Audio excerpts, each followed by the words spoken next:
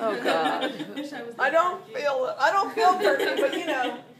The energy down. Yeah. Okay, so anyway, we're going to do the pastel, PanPastel slightly different this time. Not slightly different, very different this time. This time, this is how I've been using PanPastel. You're going to take the PanPastel and make a square on your paper. And using the wide part just will make it go faster.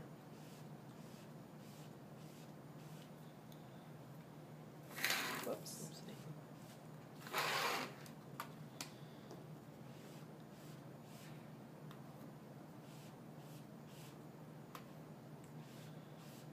Doesn't it look like fun? Just doing that, right? So it doesn't matter really what size it is. Your whole drawing is gonna be in here.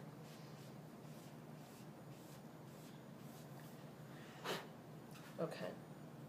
Now, basically we're going to draw with an eraser. So what you're going to do is you're going to be pulling away the light shapes, not the dark shapes.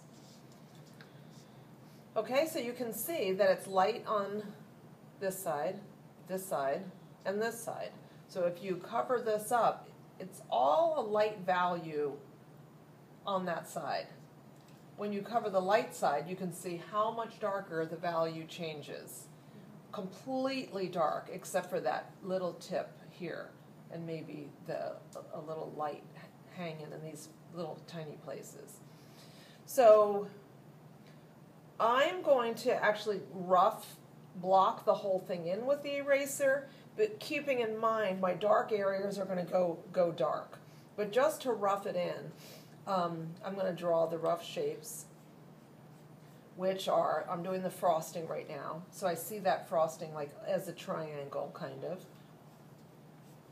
And the cupcake paper as a rectangle with a flare going out on the edges. Putting the cake in. And then setting the cherry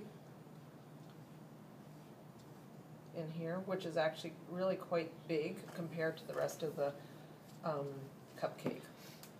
Okay, so I have the basic shapes blocked in. Now I'm going to go back and I'm just kind of reanalyze, and I am going to change the angle of my frosting. I made it a little too high, and I also need to bring it out a little bit more. So this is my second go around. I also will maybe add that peak in there to help me a little bit. I'll round this side out. So it didn't change a whole lot, but just enough for me to kind of have an idea of what I'm going to be doing. I'm going to make the cupcake part bigger and taller, wider on the sides and taller.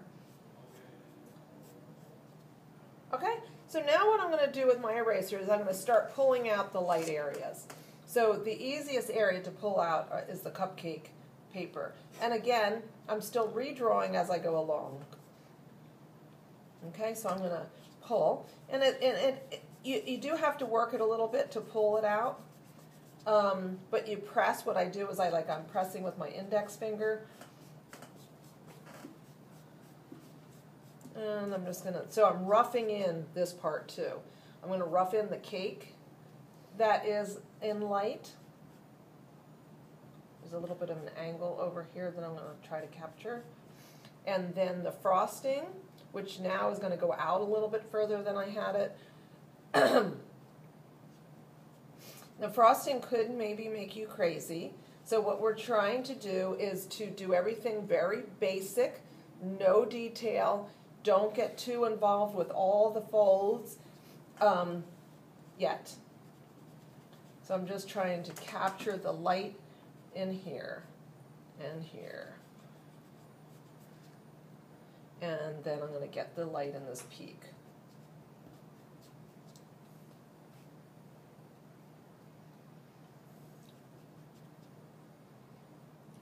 Okay, I'm also going to do the light behind the cupcake and in front of the cupcake. And what I'm doing is I'm kind of making my cast shadow. So there now is my cast shadow. And I'm going to continue pulling away some of this up in here, which is also going to help the dark side look even darker.